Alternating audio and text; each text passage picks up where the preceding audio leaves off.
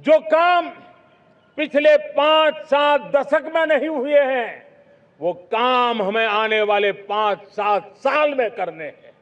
और मेरा भरोसा है मेरे देश की युवा शक्ति पर, मेरे देश के नौजवानों पर, मेरे देश की माताओं को बहनों पर, मेरे देश के किसानों पर, मेरे देश के मजदूरों पर कि हम इस सपने को साकार कर सकते हैं। और इसलिए हमें रिफॉर्म की गति को भी आगे बढ़ाना है। और जब मैं रिफॉर्म की बात कर रहा हूं, रिफॉर्म नहीं हमारे लिए कोई कंपल्सन है, नहीं रिफॉर्म ये हमारे के लिए कोई बजबड़ है। हमारे लिए रिफॉर्म ये कन्विक्शन है। आउट ऑफ कन्विक्शन हम रिफॉर्म एक्सप्रेस पर चल पड़े हैं और हम आने वाले दिनों में भी नेक्स्ट लेवल रिफॉर्म की ओर बढ़ने वाले हैं।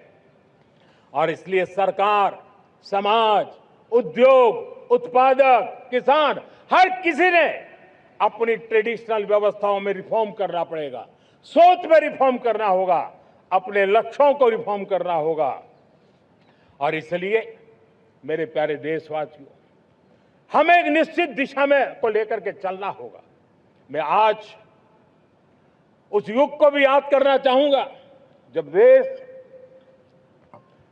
भारत का सामर्थ्य सप्त सिंधु के रूप में हम जानते थे, हम समझते थे, हम सुनते थे। अब विकसित भारत बनाने के लिए हमें नई धारा चाहिए।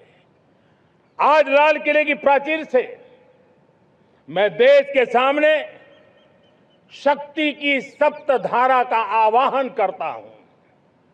आने वाले 5-7 साल में जो पिछले 5-7 दशक में नहीं हुआ, वो सप्त धारा के सामर्थ्य से, शक्ति से हम देश को नई ऊंचाई, नई गति देंगे और नए लक्ष्यों को पार करने वाला सामर्थ्य देंगे।